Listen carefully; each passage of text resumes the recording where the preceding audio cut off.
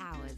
After lots of exciting play, but finally it was Alex Peffley who took it down heads up versus Christos Xanthopoulos for over €111,000. Not a bad payday.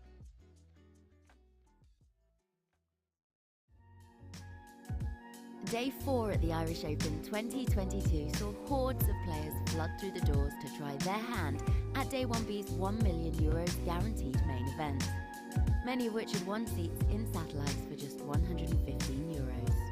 The €250 Poker League of Nations ladies event also took place, which saw some lovely ladies from all over the world take their seat to battle it out on the felt.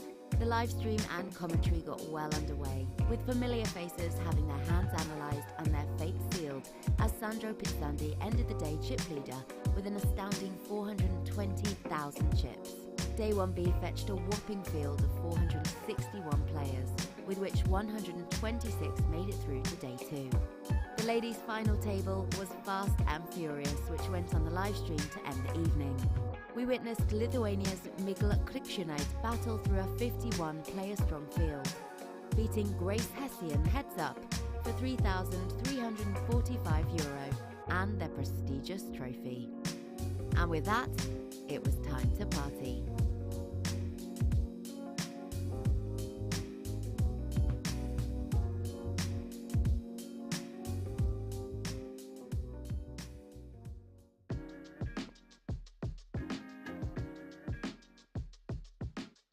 Welcome back to our coverage here of the Irish Open 2022. I am joined by Feraldo. How are you doing? Because you are always having fun here at the Irish Open.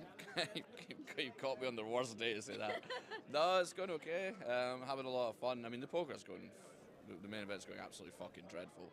But in general, we're having a good time, yes. I mean, the thing is with the Irish Open, players don't really seem to mind that much when the poker doesn't go so well, just because it is so fun and so much other stuff to do. Yeah, there's like a party outside, there's usually a band on, everyone's outside, so it's like pretty good. It's not like you have to trudge back to your room, nothing else to do, you know, so it's like, yeah, when you bust, it's like, well, fuck it, whatever, you know, not a big deal. So you did play yesterday, right? I did. I saw you sporting quite a small stack most of the day. Mate, Didn't needle you there. Mate, I'm in this thing 4 times. I don't think I've had above starting the whole time. It's fucking unreal. But that's what happens sometimes, you know, so you just got to see what happens. Yeah, are you going to play any other tournaments? Or? I don't know. They've got a good 2K on, but I think it clashes with Celtic Rangers on Sunday. So being the true professional I am, obviously I'm just going to skip it and go watch the football. But you could always just enter the raffle as well. Yeah, I'm much better at raffles than I am at poker, so that's the plan A anyway. There was also quite a few interesting shots last night being taken of you, with some with clothes off. I don't know what you're talking about. Okay. There were a lot of men without their tops on last night, that's all I can say. Yeah, look at that poker face, very good. We can see why you bust out on day 1. You've made that up. Not again. You know. That would be Mr. Fintan Gavin. Are you going to step in the commentary box at all? I don't know, maybe I'll see. I think, well, I've been in before and they had to remove that particular... The expletives? No, really, no, I think I was talking all the shite, so they had to remove it from YouTube. So I don't know if I'm allowed back in, but if I'm allowed back in, sure. Well, today might be the day, because you can actually string a sentence together today. What the fuck are you trying to say? I'm very, very eloquent and can't remember the words. Indeed you are. Thank you for chatting with us. Enjoy the poker. If not the poker, the festivities. Will do. Yes.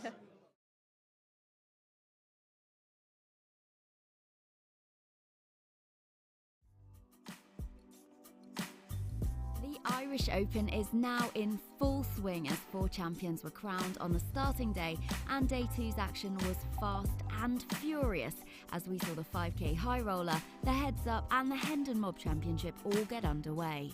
Bellarmino de Souza officially leads the 41 survivors into Day 2 of the 5K High Roller. although registration remains open until the end of level 10.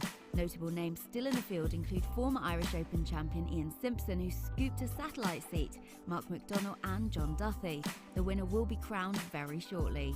The €250 Hendon Mob Championship also reached a strong 332-player field and are now down to just 5 players. Play will conclude with the winner taking €13,900 for first. The €350 Heads-Up Championship event also got well underway, which will continue to day 2. 64 players have been whittled down to 8, with some very familiar names in the field from day 1's Six Max Championship being sent to the rail, including David Lappin, Dara Davey and winner Leo Lombardosi. With satellites still going on throughout the next few days, there's plenty of time to get involved in the main event, which kicks off shortly.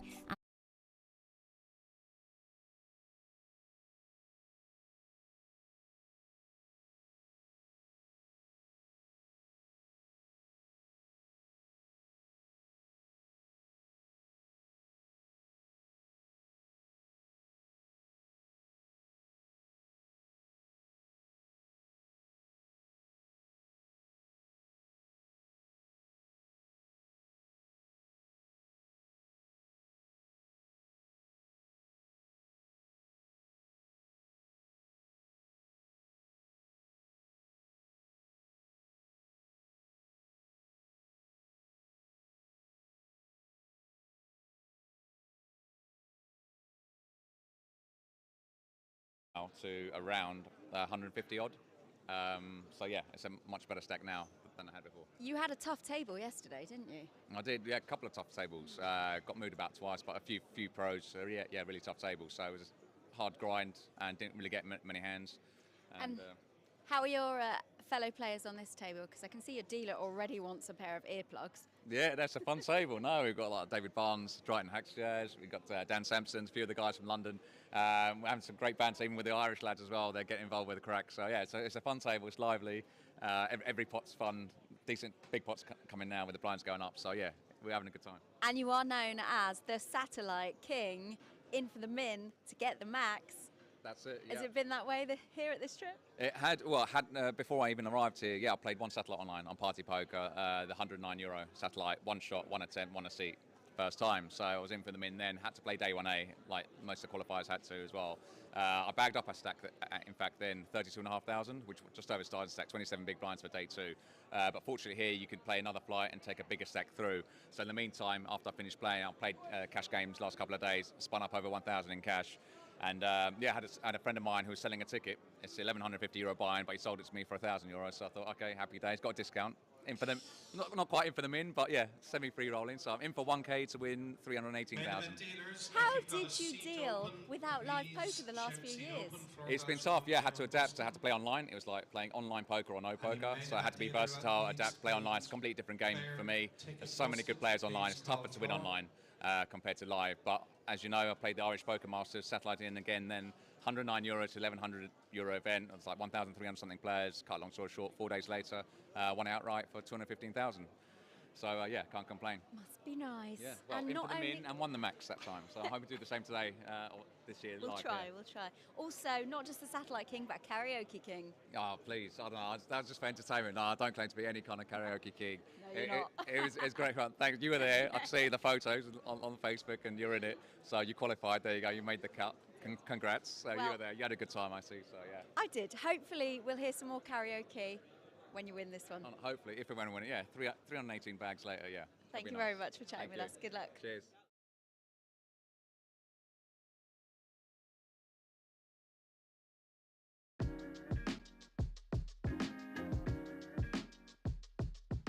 Hello, welcome back to our coverage of the Irish Open here in Dublin. I am joined by our ladies event champion, Migla Cruickshaneda, who takes it down for just over €3,300. How are you feeling after that win?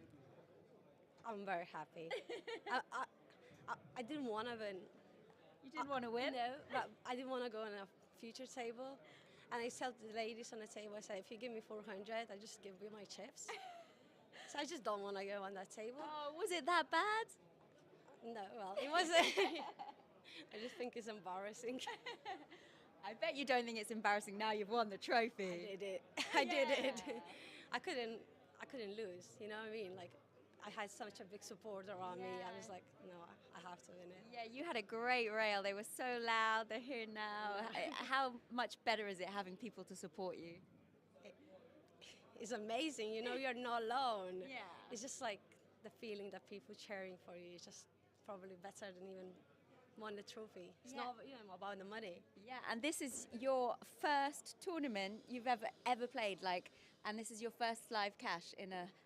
Your Hendon Mob is now ready to go, but you normally play cash games, is that right? Correct. So how did this differ, playing in a ladies' event as well? Do you normally play against other ladies, or do you normally play mixed games? No, mixed, normal, just normal cash. With ladies, I find it harder. Oh, really? I did, yeah. Some of them were really good as well, so you don't know what stages I don't know where I'm standing at, so it's like it's harder. Yeah. It's harder. Well, it didn't seem that way because obviously you won it. And what is going to be next for you? The main event? Nope. No? I don't like tournaments. She's going back to the cash table. I am. Okay. Well, we hope to see you again at some point, maybe in another ladies' event here at the Irish Open. Maybe. Maybe, yeah. I don't know. We'll see. Congratulations once again. Thank you very much, Migla.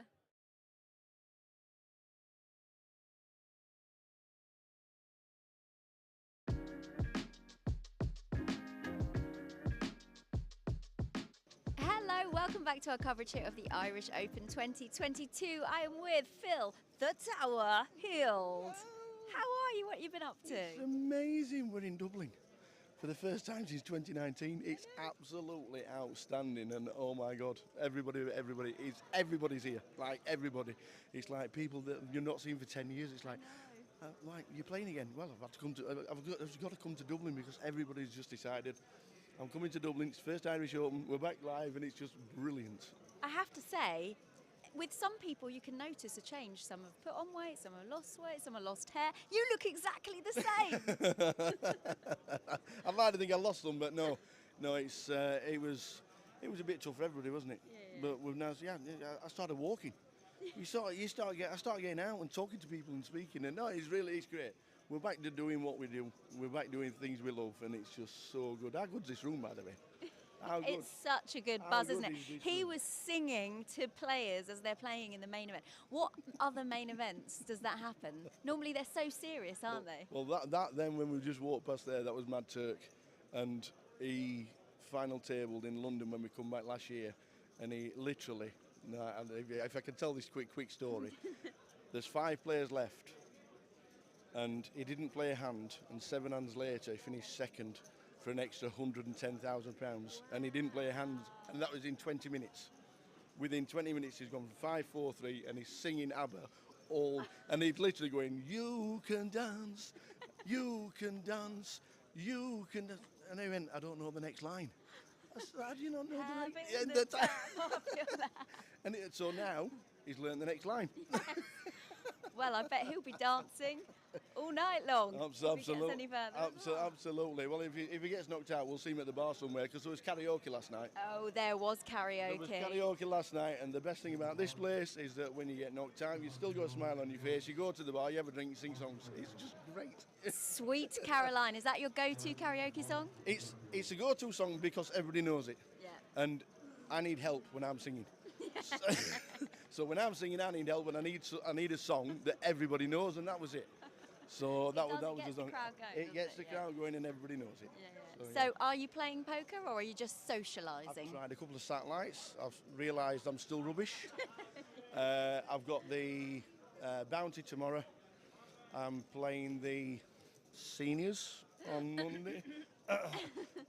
I have heard it's over 40s. I can play them.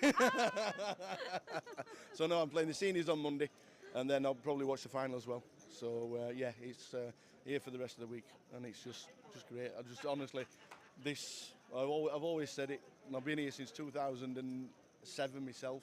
You just got to come. It has to be on the calendar. Now we're back, so it's just great. It really is. It is so nice to see you. Lovely to see you. Yeah, along with everybody else. Yeah, it's just nice, isn't it, to see everyone again and be back. It is brilliant. It really is, and such a vibe. And the prize pool tells you that everybody wants to play the Irish Open, because that prize pool is going over 2 million. Yeah. it will definitely go over 2 million by the time we're finished. We will find out tomorrow the official figures, so do stay tuned for that all-important video to find out if we've broken the record. Thank you so much, Thank you Phil. very much. Cheers.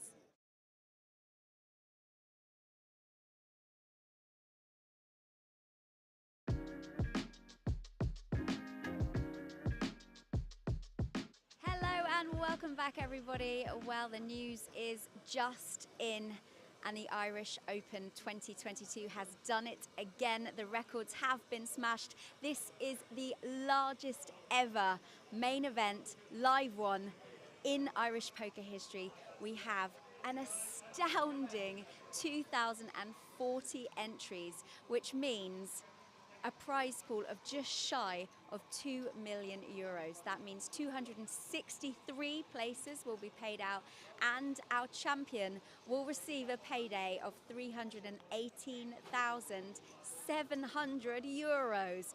And of course, the trophy and those all-important bragging rights. Stay with us here. You're very welcome back. This is the City West Hotel and Resort. This is the Irish Open. We're down to 2 tables. Fintan Gavin is my name, and I'm joined by Dara O'Carney. Dara, thanks so much for coming in. Yep. It's been absolutely brilliant to listen to you, genuinely. I took a short break there about a half an hour ago, went up to my room, and I put on YouTube, and I was listening to Andy, and I just basically smashed the TV. Yeah, I think I had mentally checked out. I'd gone up to you with the room with you as well. It was the Andy Black experience is always an interesting one. I was saying before the break, we had Andy Black on the chip race once, and we asked him half of a question, and then he spoke for 3.5 hours, and we edited it down to a 30-minute interview. Did you get the answer to the question? No, we had to make we had to reverse engineer it. It was like, what did he say here? Well, what question would that be the answer to? Brilliant. Okay, the scene here in City West is the main event had 2,000 players. We're actually down to just 12 players. All of these players, they've locked up about 17k, and it's one big story here, and that is Steve O'Dwyer with all the chips. Yeah. It's been the Steve O'Dwyer show, and it has been for a while. And I mean, we saw Steve when he came on the stream first. He just kind of played under the radar, and we actually commented on the fact that he was. I said that. Remember, he was so tight. He's not playing any hands. But then when the time came, he put his foot on the accelerator. That hand that Seamus Cahill folded. That was. I mean, he just that just got him going. Like got him above average stack. Yeah. And the way you described it, like Steve, he's not one of these. He's not trying to inflate pots pre-flop and, take flips and, kind of guess where he's at. Like, he's like just playing real small ball stuff. Real small ball, lots of small pressure, small bets that are going to work enough of the time to be profitable. And of course, this is limiting, mistakes. Yeah, he's not going to make a mistake. That's the thing.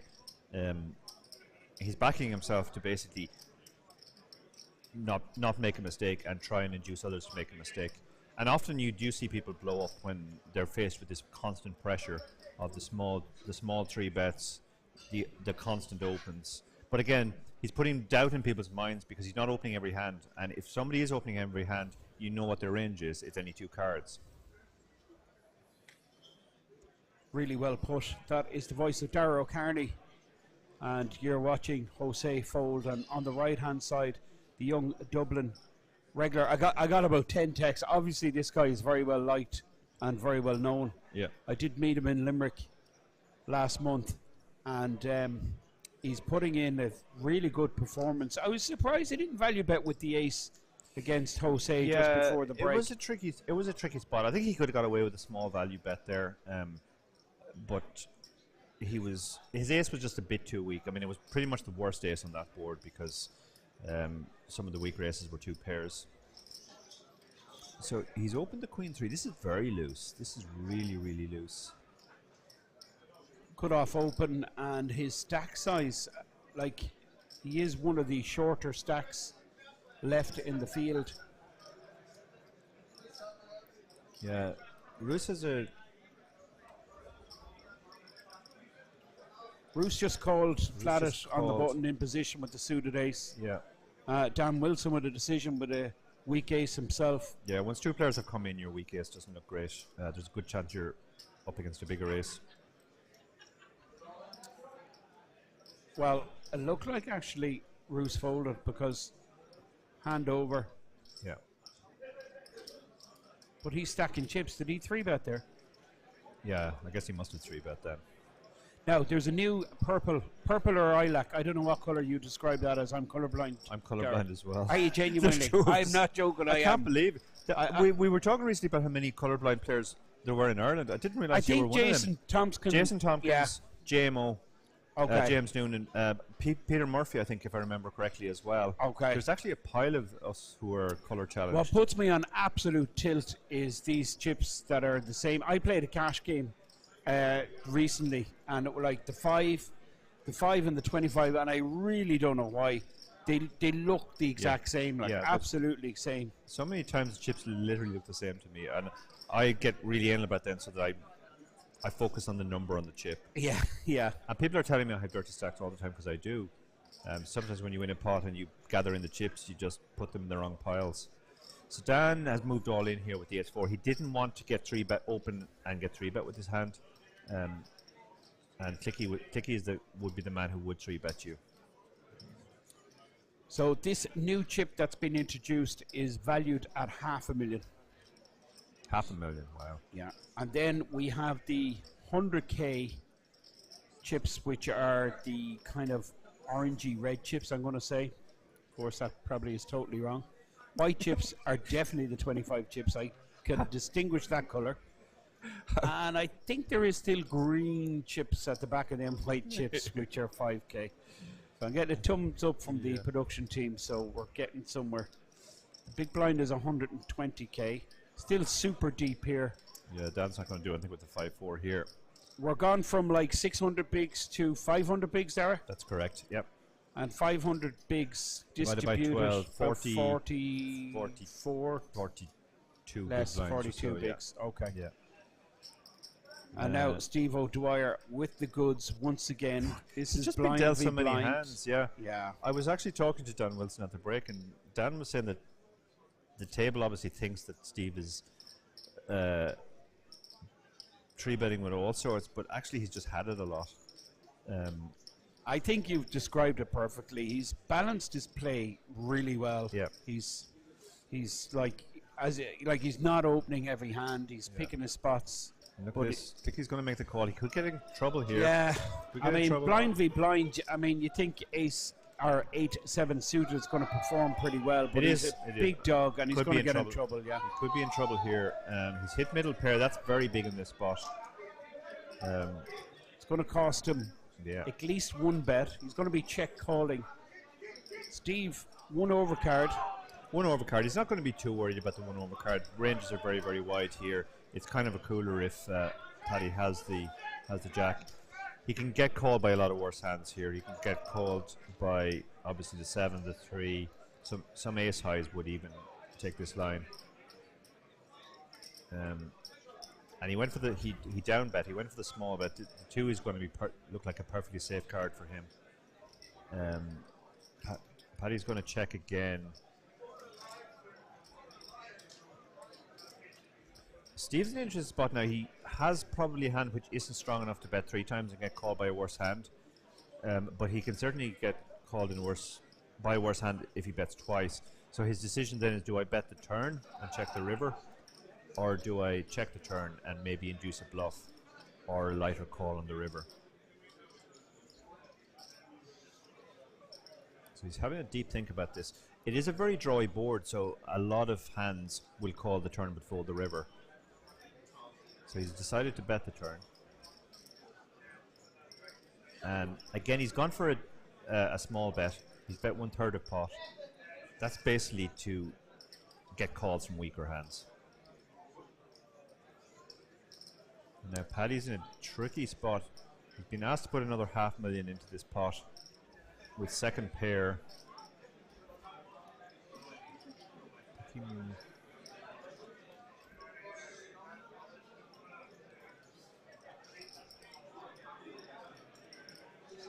This is a really tricky spot for Clicky now.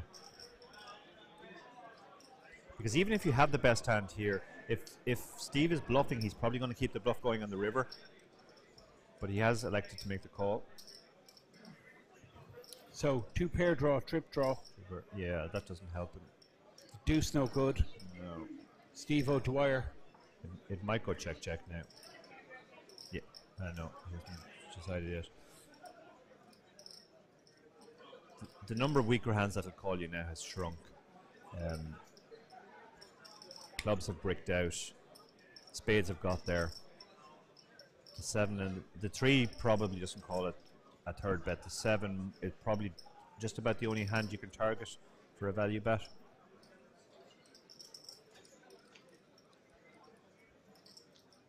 He's having a long think about this. 2.5 million in the pot. I think. Yeah, Steve he's does gone for the check. back. I think that is the standard play. Clicky is a bit more sticky in those spots than a lot of players. So when you're up against a player who is stickier, you should value bet a lot more, a lot thinner. And you can see the disappointment on Steve O'Dwyer's face. Yeah. He's winning the pot, but he's more disappointed. Absolutely. He's than thinking, Clicky. if I could have bet another 800 on the river there and probably got called. And that's the sign of a really good player. He's not relieved to have won the pot. He's disappointed he he's didn't max disappointed, out. I could have won more there. And Clicky now down to, I believe, about 20 bigs. He's about 2.5 million. Big blind, 120k. 12 players left in this field. They've all locked up 17k. There's about a 3k pay difference between 17th and 16th.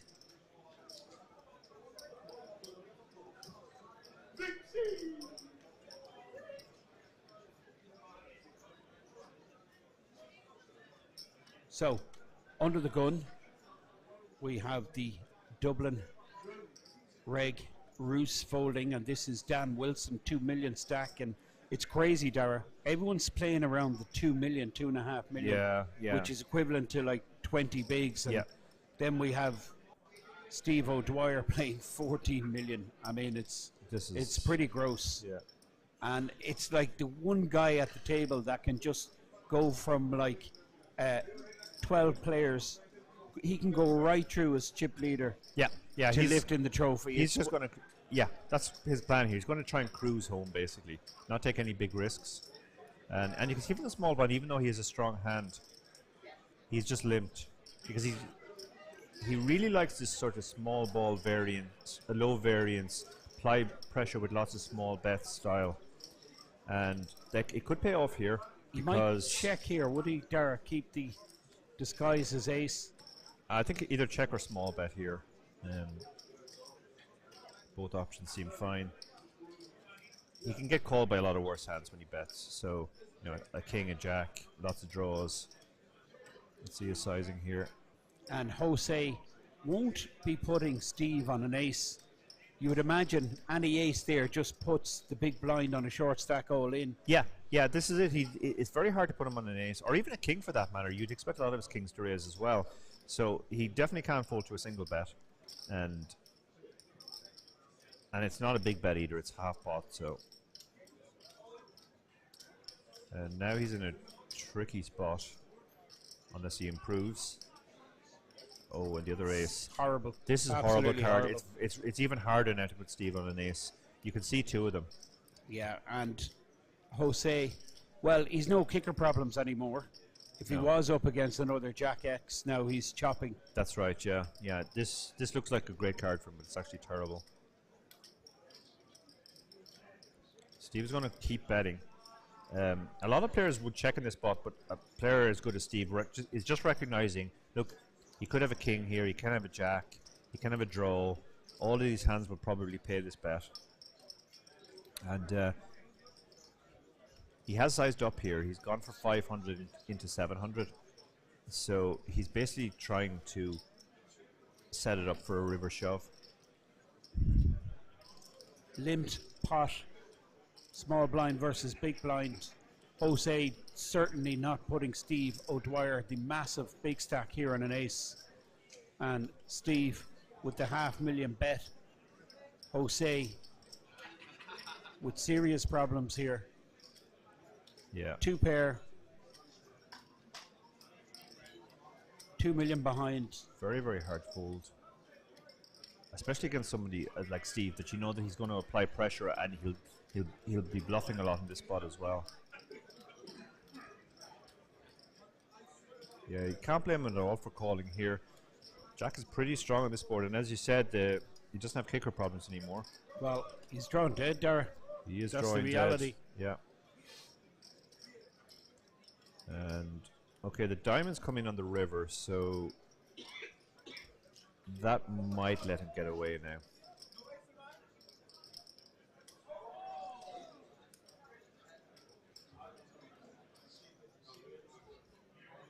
Yeah, Steve's moved all in. He's obviously not worried about the diamonds. It's just a cooler if the guy has somehow hit the flush, and he's just trying to get called by a king or a jack now.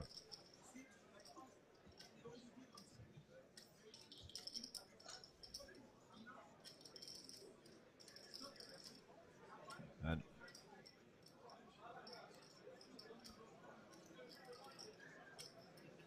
this is a horrible, horrible spot now.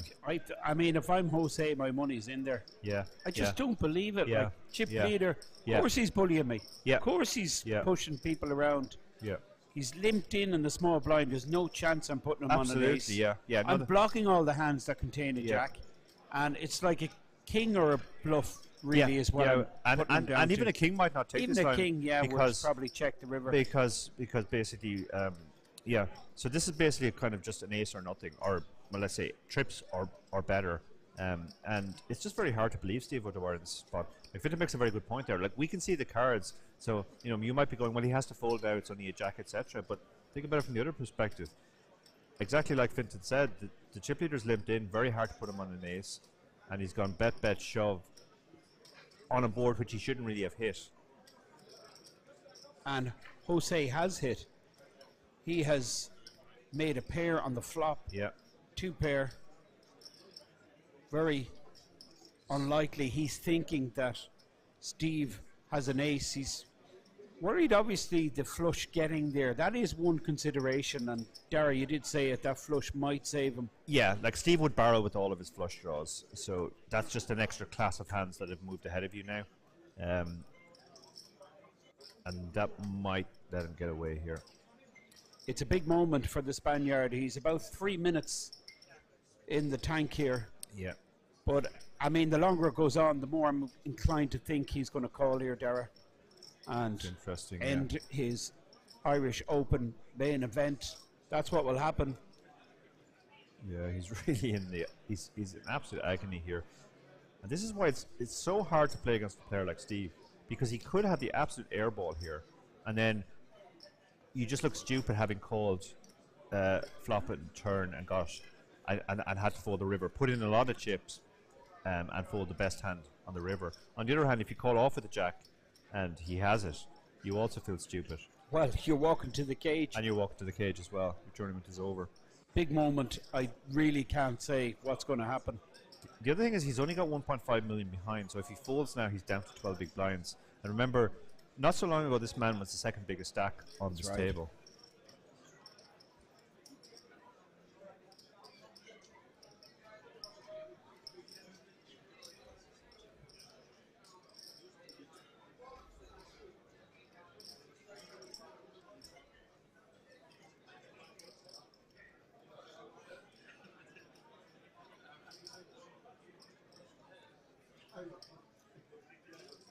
Big moment, big decision. Huge decision. This is such a horrible, horrible spot to find yourself in. 12 left in the Irish Open. There's over 300,000 euro for first. And if you get this decision wrong, it could be the end of your tournament, or it could leave you so short that your chances are greatly diminished. Horrible, horrible spot now.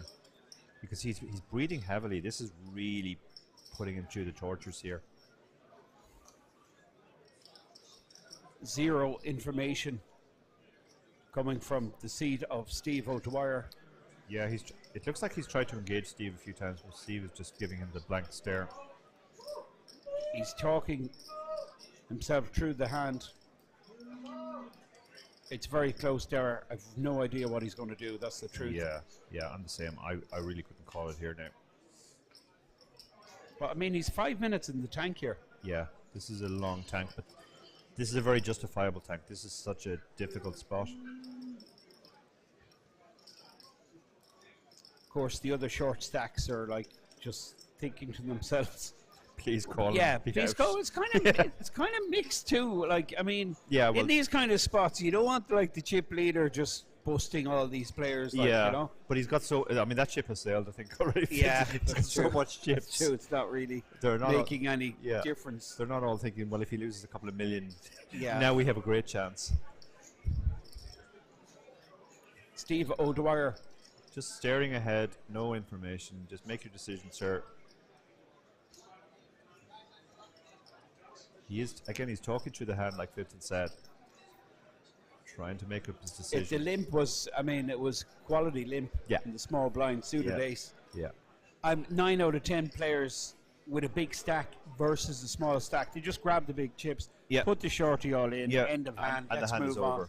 But instead, he takes it post flop where he knows he has a very big skill edge, and he creates. He's going to create lots of these situations where his opponent has a terrible decision.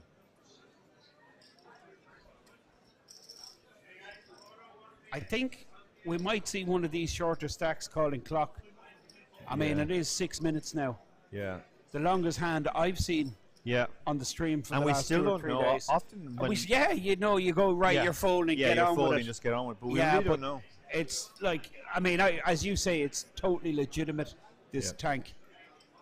Yeah, and I think the other short stacks, they might be just quite happy to just chill and see what happens. Maybe somebody busts out on the other table in the meantime, and suddenly you're down to 10 and you're on the final table bubble. This is the Irish Open. That is Jose Antonio Haraz. 12 left, all guaranteed 17k and a bit. This is unbelievable. He's asking the dealer to spread the pot, I think. Is Yeah. that right? That's what it looks like, yeah. So it looks like he might not be aware of how much the shove is even for. We can see what we can work it out. There was 360 in pre. Another 360 went in on the flop. 720. About 1.2 million, no? He folded. Wow. Yeah, yeah. That's he escaped. He got there in the end. I'm yeah. calling. Oh yeah, Yeah. I'm calling 10 times out of 10 Yeah. against Steve O'Dwyer. Steve O'Dwyer, Not so yeah. much that it's Steve O'Dwyer, it's against the big stack, and it's not a big stack, it's a monstrous Yeah, stack. yeah. He's Yeah, you just feel like he's sticking you in every time on the river Yeah. there. yeah, No matter 14. what he He's has. 14 million. He's average stack for four-handed with 2 tables in play. Yeah. Clicky on the button here. And I think I heard Steve said there. Did you have a jack? So he immediately recognized once the guy goes into tank that long, that is exactly the hand that would tank. Okay, I think this is a mistake because was not Steve small blind and Jose big blind last hand. You're right. You're right. And fair play to Roos. Yeah, Roos has recognised spotted it. Yeah, absolutely. Yeah, well spotted Fenton and Roos as well. Yeah, and Steve is just confirming to the dealer. Yeah. Yeah, that went on so long. I know, yeah. I mean, you wouldn't blame the dealer. He had a little nap and he woke up. Yeah, the dealer was, Yeah. the pot's over. I remember the World Series 05 main event, Darius. The only year I ever played the main event, 2005. And it was in Rio. And it was the year that it just exploded. Like, it Yeah. was just massive numbers. And Yeah. they were Post- short-staffed or post-moneymaker. whatever, you Yeah. know. And the table I was on, Patrick Antonius was on the same table. But we had a dealer who was an elderly dealer, you know. Proper, real cool dealer now. He was pitching the cards perfectly. But in the middle of a hand, he fell asleep. He fell asleep in the middle of a Did hand. it go on for a long time? It wasn't that long. No. So everyone's waiting for the turn, and the dealer's actually the eyes closed and the head down, and the player in the hand just bangs the table in front of him to wake him Yeah. up. Yeah, Incredible. I've seen players fall asleep. Actually, in the seniors event in Vegas, it happened once. Everybody thought he was tanking for about 6 minutes, and then the guy beside him goes, "I think he's actually asleep," and he was. Oh, Arez could be in trouble here. He's moved all in with the ace-4. Stephen might call off with the ace-6. He might not, though. It's only 12. It's only 12 big bigs, blinds. yeah. This feels very marginal. This is super marginal. So Steve raised the button. Steve yes? raised the button, Ah, yeah. he's calling there, Yeah. A6. He doesn't like it, he hates it. But Doesn't like it. he's going to call 100%. Yeah. Is there a case here for... No, he has actually folded. Wow. And I'll tell you why he's Yeah. made that fold. He's just running over the table without taking any. So what's the any of point? spots. It's an advantage keeping these players in. Keep them in. And just You'll grind win them all down. the small pots. You'll win Yeah. them in the clearer spots. Even though that's a profitable spot, it's not very profitable. Yeah. And I actually played Yeah. the high roller yesterday, and somebody came over and asked Andrew Hume, known as Stato online, really good online player, about their main event bust out, and they said, I raised the button of King Queen. Guy shoved 20 bigs. I called. Is that correct? And Andrew said, it's mathematically correct. It is profitable, but I would still fold because it's not very profitable, and you're going to find Better lots of better opportunities. spots where you'll Yeah. pick up better chips. Was there a case there, right, with Mika on the big blind and Jose small blind? Was there a case there for Just shoving. just picking up 20 bigs and putting them over the Yeah, line? yeah, there was, and a lot of players would do that. But Steve is not one of those players. Steve prefers to take the slowly catchy monkey approach. Okay. And again, like, he might get action here. because Yeah, I mean, yeah. it this- can also this be is good for you perfect. when they see you raise fold, because it'll encourage our other guys to shove. And we're going to see a shove here. I think we could very well Um, do. Although, yeah, you're right. He has moved all in. This time he's getting called. Not a, well, an ace and a three folded, but that's not good for Steve O'Dwyer, who snaps, This time he snaps. turns the cards over. Ace king. I've seen this before, Dara. Pair versus 2 overs. Yeah. It's. I think it's got a special name. And you can see it's pretty much a 50-50 here. Although with the ace being folded, that changes things. Now it's And a 10 for a straight. 10 makes a straight. And So the ace and a king. the 9 doesn't help. So and double up for Herrera. He'll be very happy now because he made that really difficult fold, and now suddenly he finds himself back with the kind of stack that he had before. And it's perfect timing just after 3-bet shoving Yeah. the hand before. He gets them extra bigs, which are actually worth double now. That's right. Yeah. He's got that. So he's gone from like 1.5 million behind. 15 big blinds. He yeah. must be up to about 4 Or million here. 12 big blinds. Yeah, I think they said the screen said he's at 4.3 million now. 4.3. So I think that actually moves him into second place on the table. It's pretty much close to triple his stack Yeah. in just a couple of hands. Yeah. Steve, I mean, this is it's a very small dent. It is a very small dent. Yeah. It's like when you're parking the car and you feel a little nudge the back wall. It's Yeah. like it's not really going to affect his stack. Yeah. But Steve will just keep the game plan going. He's going to probably fold a little bit more in the close spots, like the ace-6 we just saw. Obviously, the ace-king is not a close spot, so he's going to call. So if he can just avoid losing a bunch of those flips, he's just going to cruise. But it's poker; anything can happen. Still leaves him with about 13 million, I guess. And Jose Antonio Yeah. He's now second in chips on this feature table, of course. The massive stack still in front of Steve O'Dwyer, who you see with the baseball cap. Players are turning around. I think they're looking at Steve's hand. Remember, Steve put them all in about 10 or 15 minutes ago. Yeah. And he folded the jack. I That think hand took so long, it's probably already. it's already streaming. It's already been aired. One outer table. Well, looks like a bust out there on the outer table. I've just noticed the they graphic. said it's down to 11 now, so somebody must have busted on the other table. Finton is Alex Whittenstall, Alex Whittenstall. We barely knew you. 17,350. Yeah, so that brings us one player close to the final table. And it also guarantees all of these 11 players 20,500. Yeah. Interesting there, Steve elected to fold the King 5, which a lot of chip leaders would open, but as I've said before numerous times, Steve is not going to just open any 2 cards or even super wide. Dan's in the small blind with 5-4 suited. Let's see what he does here. He's just looks like he's limped. Yeah, he's limped, and he's run into aces. Look at this. Now Chris is just trying to decide, how do I get value for my aces here? Can I check behind and hope he hits a pair? Can I make a small raise that kind of forces him to call with anything? 325 in total. Yeah, so he's gone for the small raise. He's bumped it up from 120 to 325. Dan's getting such a good price now, but he might let it go anyway.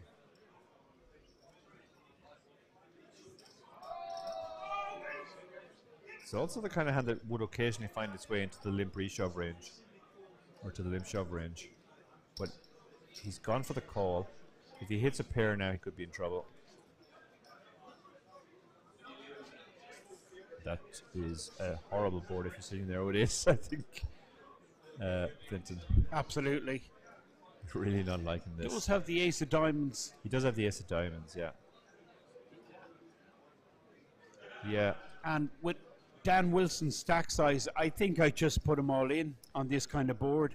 Yeah, and charge him full price. So many draws, yeah, and Dan just gives up. Obviously, Dan has absolutely nothing, so a bit of a dent to Dan. He drifts back to 1.4 million now, which is only 12 big blinds, so his stack is becoming less and less playable. And I mean, this is one of those spots where no matter how good you are, and Dan is one of the best, when you have this kind of stack, your options are just really limited. You just kind of have to find a hand you're happy to go with.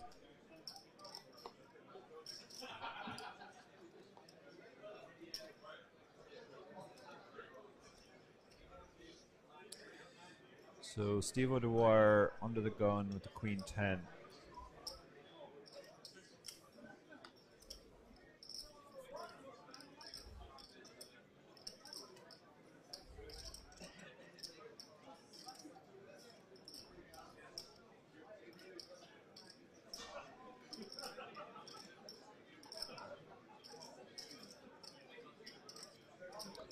Steve has opened this. This is a tricky spot because Roos has the sort of decent sized stack again, and Ace 10, while it's well ahead of Steve's range. Yeah, so he's elected to just call. That's because of the ICM here. I thought I seen a purple chip. Yeah, no. Oh no, you're right. He has 3-bet. Yeah, 3-bet makes sense here. And Steve is not the kind to blast off just willy nilly. So presume this is a 3-bet fold, and the quick fold from Steve. He doesn't get stubborn in these spots, and it brings Roos close to about 33 big blinds. Yep.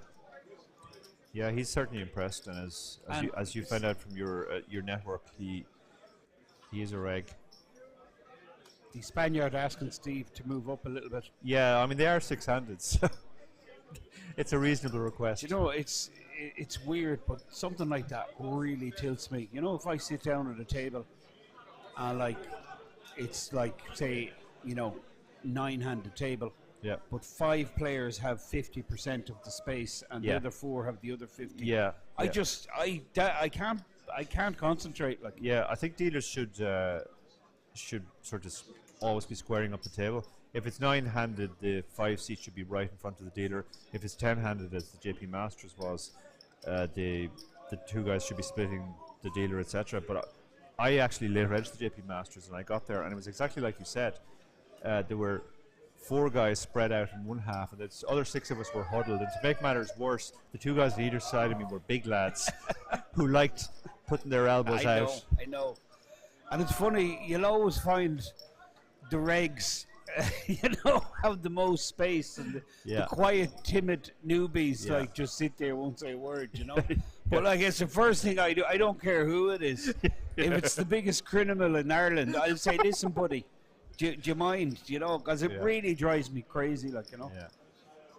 Okay, Dan has a hand which, is this a shove? No. Okay, Dan still has 12 big blinds, so he can still do some raise folding, and he's decided this is one hand which he can do it with. And this is a fairly horrible situation though, because he's raising into Clicky and the chip leader, Steve O'Dwyer. But it does, from a stack size, It looks very strong. I mean, it looks super strong. does, yeah. I mean, how many people off, like, you know, what is it, 12 bigs, like, just min raise? He got Clicky to open the ace 8. Clicky was spooked I there. mean, that's ridiculous, really, when you think of it. Yeah. Whereas, if he opened jams there, I think Clicky is probably leaning towards he's a call. more likely to call, yeah. Yeah. It's one of those spots where people are far more scared when you min raise off that stack than when you It just does. shove. It looks crazy strong. Yeah. And Yeah. that's interesting. I mean, that is just one part of my game. I just can't. I mean, you know, when the average stack is 40 bigs or 42 bigs or whatever, Yeah. and I'm sitting on 12 bigs, Well, well, you're that just I'm, It's shove or fold. It's shove or fold. I Yeah. mean, I just can't min raise. Yeah. That's one of the improvements, I guess, that the younger crop of players have done. They're going to do that with aces and kings and queens and ace king probably. And then they're going to shove the hands that are just below that. And then the hands that aren't quite strong enough to shove, they're going to be the They hands can they use min-raise for balance. fold They them. can min-raise fold them, exactly. Yeah. Okay, so now Steve is looking at the stack to see what he should do with a7 here. And it's a bigger stack than the last orbit when they were blind and blind. Yeah. Jose has double true Steve, and he's sitting on around 4.2 Yeah, this time million. he's decided just all in because that forces so much folds here. And you can see it's like it's pretty much a flip. Well, it's a 60-40, and he's, yeah, and he's he gets just it. getting the And he 9-8 just suited to gets fold the out. Yeah.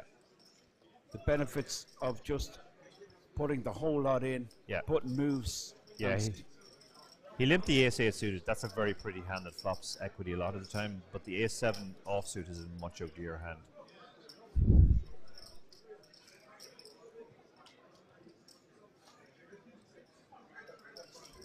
You can see Steve's eyes are going everywhere. He's calculating all the stacks, keeping on top of absolutely everything. it's a real display of a master craftsman. Yeah. Yeah. Yeah, it's a privilege to watch. It somebody is, like and this Steve. guy is super. Like, he's been super impressive, Dan Yeah, Wilson. I think Dan. Well, he's up to almost 15 big blinds now. I think in theory this is a shove. Whether Dan wants to actually do that or not. Yeah, he has shoved. This is definitely the theoretically correct move. And he's run into it. He's run into it. But Chris he's still, Williams. He's still 40%. And Williams isn't going to love this because he has the players behind to worry about as well. I mean, it's just, well, it's too big a hand. It is too surely. big a hand. I don't think he can fold it. And how often he's But you not don't have getting it either. opportunities, like, Yeah. you know. Yeah. O'Dwyer running the table, Clicky active, even Jose active, Roos a real tough competitor. I mean, I think he has to move here. He may not get an opportunity like this again. Yeah. Ace Queen suited. Wow. No, he's let him go. Yeah, he's worried about everybody behind him there, basically, more so than Dan. And is this going to get through now? This is the power of the shove. You can get those hands to fold. And Jose with Ace 10 in the small blind. yeah, it's for half his stack. Ace 10 off, I think. You don't love it because, Yeah. like, I don't think Dan is shoving worse aces. I mean, maybe some worse suited aces, but I don't think Dan shoves ace 9 off here. And he's been given some difficult decisions in this session, and this is another one. I think Jose folds here. I think this is a fold. Yeah, I don't think he's supposed to call off with ace 10 here, just because of ICM. I'm surprised. I really am surprised Chris folded there, the Ace Queen. Yeah, that was more surprising. I understand why he was worried about the whole table behind, but I agree with you, Vincent. I think your hand is just too strong there. And Roos has an ace as well in the big blind, but it's pretty much the worst ace, ace 6 off. So he makes a very quick fold and then gets it through. And that's the power of the shove. He actually got 3 better hands to fold.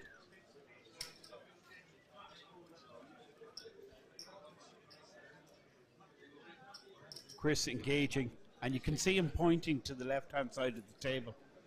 I think he's saying exactly what you mentioned. Yeah. I know I'm ahead of you, but like I can run into it here. Yeah. Yeah.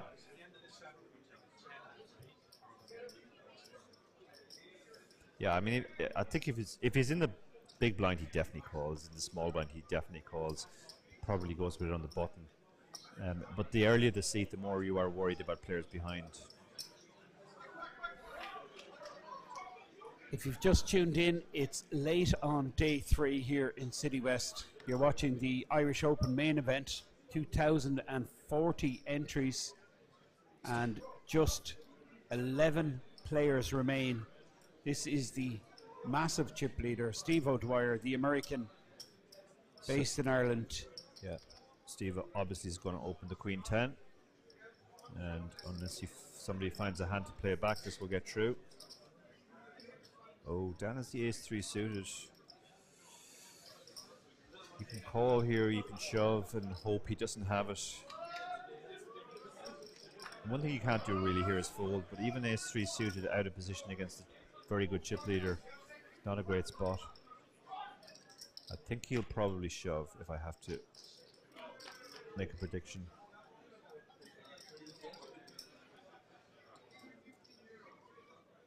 Yeah, he has moved all in. Again, I think that is the standard play, and Steve will quickly fold.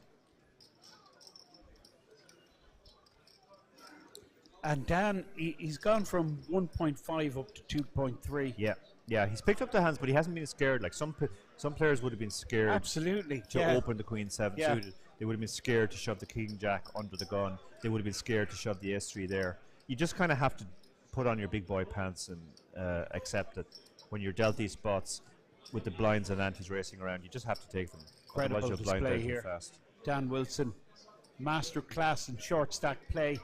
And I can see a rail forming around the feature table. A great Irish interest still with 2 tables in play. We've Lucky Mo, the local hero. We've Clicky, former Irish Open winner. We've Roos on the right-hand side.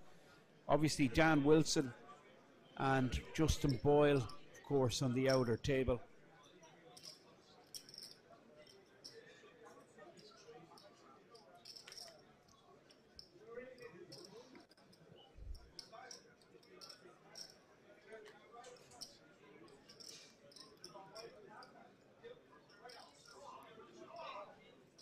Suited ace, good enough for Steve to open, of course. On the button, King 9 suited. Yeah, this is another tricky spot. It's his stack mix is tricky. I mean, you can call here, I guess, in position. You don't feel great about it though. You can also 3-bet fold. 3-bet incoming. These he's going to lilac chips are valued at $500,000. Yeah, this is the 3-bet fold he's going for here. And it looks to be around 750k. Yeah, when I say 3-bet fold, for those who don't understand, obviously he hasn't been shoved on yet, but 3-bet fold means you're 3-betting intending to fold to a 4-bet. Steve might 4-bet here. This is the right type of hand to do it with. And he probably recognizes that Roos is one of the more aggro-capable players in these spots. Yeah, Steve has moved all in. This is great. It's unbelievable how he can do that. Yeah, it's. I mean, it's this great just situational understanding. I'm getting an education here, Dara. I'll be honest. Yeah.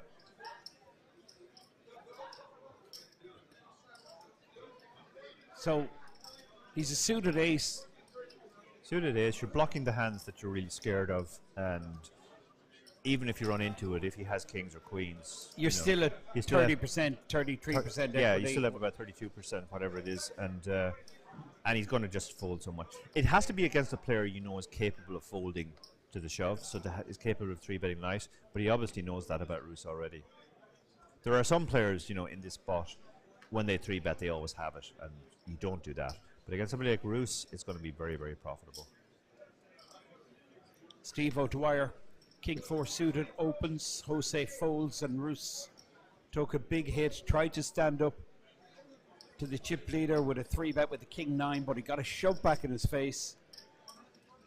Yeah, you can see how quickly he folded the Queen Jack there, because he basically got shoved on last time. Paddy Clark with the King Queen, though, this is a different spot. Paddy And Paddy also has less than 20 bigs. I think he might stick it in here. He can call as well. It's a hand that flops very well. But it's also a hand which is going to, the shove is the standard play here, and that's what he's gone for. And the quick fold again from Steve. It's unbelievable how tough this table is. Yeah, I mean, it really is. Like, I mean, the Irish Open, this is a 1K. I know. This is tougher than almost any table I've seen. That's pretty remarkable. I've seen softer 100K high roller tables than this. I've seen softer EPT final tables than this. I certainly have. Yeah. Like an EPT final table, you're always going to get a few, lucky dips like this. Yeah. Every one of these guys, I mean, there is no there's no soft spot on the table. There's no soft spot on the table at all. And the hard spots are like just like granite, like, and are super aggro. Know all the spots. Yeah. And taking full advantage of every opportunity. It's just a super tough table. Yeah. Yeah, I can't imagine Dan's doing anything with the Jack-8 there. The Ace-7. Yeah, he's going to have to open this, unfortunately. You don't like... Oh, no, he's... Oh, okay. Chris is really bottom. Yeah, he's kind of locked up. Yeah, it's like he's trying to coast onto the final table. I mean, he should have opened that hand. I know it's like literally the two worst players to open it. Yeah. But like they're not going to do anything with 9-2 and 8-4, and they're going to have those hands a decent amount of so time. he's losing a ton of chips there. Like and then that Ace Queen, I just thought it was the Ace just Queen as well. That's I mean, too tight for. I think I'd go with Ace Jack suited in that spot, Dara. Yeah. I think that's fair. I mean, there's 300k in orbit now, and there's only 6 players at the table, so you're effectively putting in 50k every time. So if he folds 20 hands, that's $1 million gone. Yeah, and he's just about 2.5 to 3 million in a stack. Yeah, I'm hearing there's something happening in the outer table. Looks like there's a big hand. We'll get note. You can see the players going over. Players are going over. So they may have lost somebody in and they may be going hand for hand now, or else there's a big all-in over there. You can see the field size is down clicked. The field is down to 10, yeah. 10 players remain. We'll get the information any moment who that is. We had Justin Boyle. We had Kyle. Local hero, Lucky Mo. Matthew Bushell also on that table, and Carrie Spinks. I mean, this is horrible, Dara. Bad news. Lucky Mo Busto. Oh, say it in, Mo. Yeah, Lucky Mo has gone out. Oh, that's very in 11th place. Yeah, Lucky Mo brightened up the feature table with his very aggressive play. I guess live by the sword, die by the sword. But yeah, that's a big disappointment to the locals here. Tommy, very much one of our own these days. Thomas Gelazunas, originally from Lithuania, but he's a dub. He's a dub. He's a dub. He's a pure dub. Yeah. And you can hear Nick announcing. So we're going to assume that we're going to continue until 3 a.m. Okay, we'll see how it goes. We're scheduled to take a 10-minute break. We're going to swap the tables. We're still going to do that regardless of how close we are. Guys, we're not going to play hand for hand. However, what we are going to do is, if there's an all-in call on the table, the dealers hold the action like we would on the money bubble. We'll wait for play to finish on the other table, then we'll make the okay? So it's not exactly hand to hand.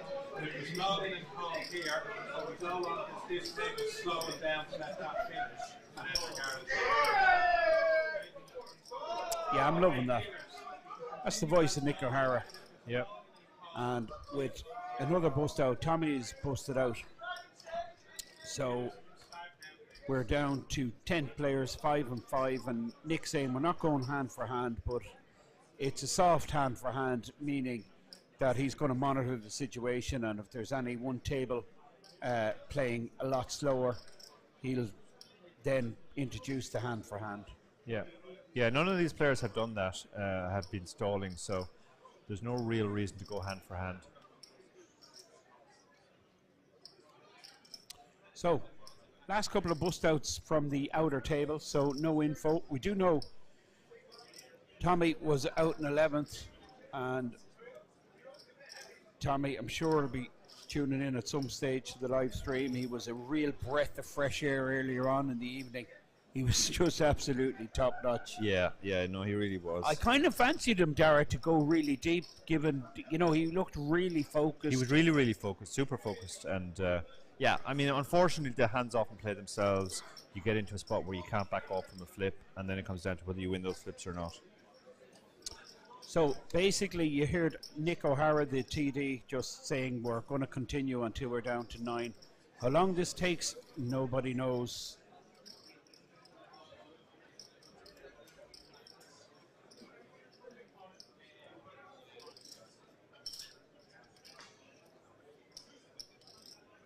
And I just want to say a shout out to Joe O'Neill. Well, Joe was one of the first Irish players I met on the scene. And I remember walking into the Fitz, and the Fitz was full, but you could hear this one voice. Yep. That And I said, oh, that must be the owner or whatever. But then I read for the tournament and I sat down and I could still hear the voice. And the voice was right there beside me. It was Joe O'Neill running the whole, he ran the whole club, like. Yeah. Told the floor men what to do, told the directors what to do. Yeah. He's a class act, Joe. Yeah, he But, really is. you know, he knows everything about everything. And do you ever see him with a few drinks? He knows even more. Right. Yeah. Absolute top bloke. And He's a funny guy. thanks for tuning in, Joe. And Yeah. we'll see you on the road. Great Yeah. supporter of Irish poker. You see him at, like, you'll see him at a 100 game and you'll see him at like a 2K game. Yeah. He plays everything, you know. Yeah, one of my earliest memories, I ran into Joe in some Irish tournament the first year I was playing, and Joe was absolutely running over the table, winning nearly every pot. And you could see that the table was getting a bit antsy, and there were so many times he'd go bet the flop, bet the turn, shove the river, and the guy would have to fold. And he kind of looked around the table and he said, look guys, I know you're all getting fed up with me, but if you want me to stop, you just have to say the word, and that word is call. Brilliant.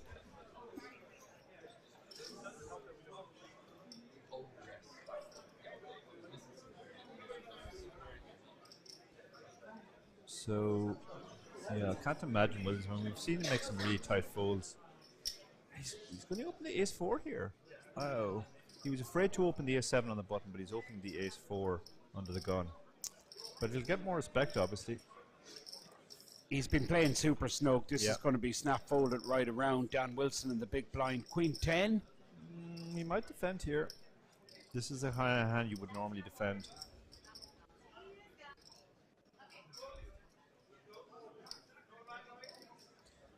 Dan's given this serious consideration now. I think Dan would have defended this against almost anybody else, but against Williams, he's really worried that this hand might be in terrible shape.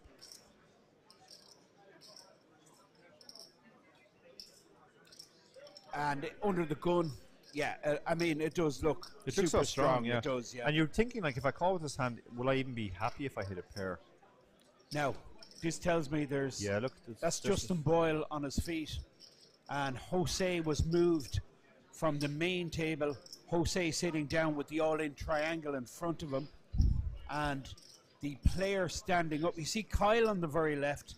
Yeah. And the player standing up. That is... I'll tell you exactly who it is.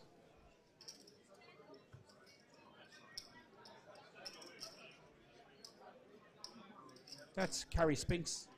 Okay. So Carrie Spinks in the tank. Jose Antonio all in. Jose was on our feature table. Yeah, we saw him. So I guess he must have lost some chips if he's all in now. The graphics in the bottom left, that's from the feature table, so just ignore that. But it's kind of handy. It's kind of cool to get the updates from Yeah, the feature absolutely. table at the same time. And this is clearly a huge spot. Yeah, he's in the tank.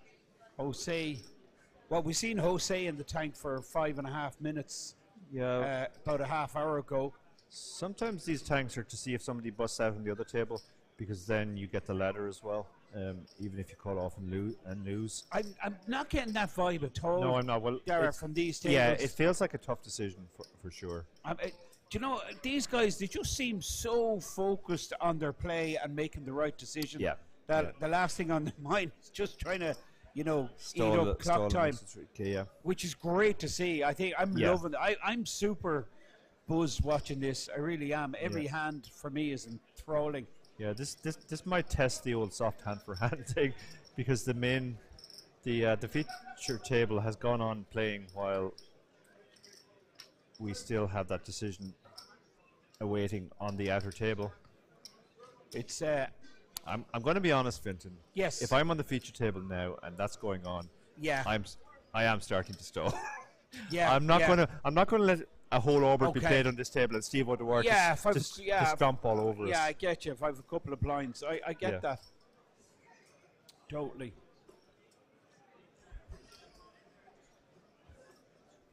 So, the action you see, this is our feature table, 5 players. We've also 5 on the outer table. This is great for Steve now, because the other players know there might be an all-in and a call on the other table, and they might be down to the final table already. So that encourages him to fold even more. You can see Roos didn't even think about the two. Snap fold. Dan's going to be folding the Queen 8 on the button. And I think Dan got your text message. Yeah, Dan knows what's what. He got your tip. He's like, I'm like, he's never playing Queen 8. No, he's right? not. No, he's not. He's he didn't make it egregious, but he's like, yeah, there's no way I'm letting Steve just take 300k. Clicky, just 2.1 million behind. Well, he's really gone down. He's like, Clicky might. Yeah, I think you actually see Clicky looking across at the other table as well. It's on all of their minds now. So even if Clicky folds this, he's going to take his time, I think. Clicky's also the sort of player who would maybe just go, ICM be damned, I'm all in. But no, Clicky folds. This is an amazing spot for Steve. Now, as long as this goes on, he's going to absolutely have so much fold equity on his opens. Nobody wants to bust now. They know that if they can just survive the next few hands, it could be an all-in and a call on the other table, and it could be all over. I believe that hand is still ongoing. There is an all-in. There is a decision to be made. And look at this. Okay. Well, he's called. He has made the call. He's put the chips over the line. Put the chips over the line. This is massive. This is the Irish Open final table bubble. And you can see Antonio Jose all in. I can't see the cards there, can you? No, I can't see the cards yet. You can see Jen Mason Everybody taking notes. Buzzing around now. The rail getting closer. Kyle, one of the big stacks. And that is Nick O'Hara, the TD, just overseeing proceedings. Now, Antonio is covered. He's covered. The cards haven't been turned over yet. No, actually. He's waiting for the other They're hand. They're waiting for the other hand to finish, yeah. Just in case anybody busts that hand. So it's blind versus blind, right? So, yeah. I mean, okay, I'm going to say the guy in the big blind has to be ahead here if he's calling, right? Yeah, I agree. He's got a much tighter range for sure because of the ICM. One of the reasons why you shove there is he has to fold a lot of hands, and when you do get calls, you are usually going to be behind. They're going to turn them over now. On the backs, that is pocket nines. Oh, pocket small fives. pair, not good. Oh, this is very, Fives very versus bad. nines. Antonio Jose, all in. And you can see he's fist pumping. It must be a 9 on the board. Yeah. It's all over. It's all over. Yeah. And that's it. The Spaniard has gone bust in 10th place. What a performance Antonio put in. He was a real force on our feature table over the last few days. But he's fallen short to the final table. He does get rewarded. He gets 20,500. Same payout actually as Lucky Mo, Thomas Gelazunas in 11th for the same payout, 20,500. And now 9 players. And we have one absolute massive stack, about 14 million, which is Steve O'Dwyer, the Irish American. Great interest, great Irish interest in this final table. Unfortunately, we lost Paul Coyle from Mayo. We lost Tony Riley, the local dub. We lost Frank Lillis, Seamus Cahill, and as said, Lucky Mo. But still, loads of Irish interest. We have Dan Wilson, and we have Clicky. Also, Mirka Roos Justin Boyle. Okay, guys, you can remain. Kyle has a massive stack. Did you see that on the outer table? Yeah, Kyle had a massive stack when he was on the feature table, and he did go back into his shell a little bit when the table noticeably toughened up. But it's beautifully set up for the final table now. Some great players. Steve O'Dwyer, of course, is going to be the man to stop. Darragh, that for me was, I mean, that was just top class. That's one of the best performances I've seen. But I mean, again, no surprise. It's just a normal day at the office for Steve. When you're as good as Steve, that's just routine. So, end of day 3 here in City West. This is the Irish Open. We are down to the final table. One of these 9 players will be awarded that prestigious title, trophy, and over 300,000. Thank you so much for tuning in. We're going to be back tomorrow. We're going to get a few hours sleep, and we're back tomorrow at approximately 1 p.m. See you then. Good night.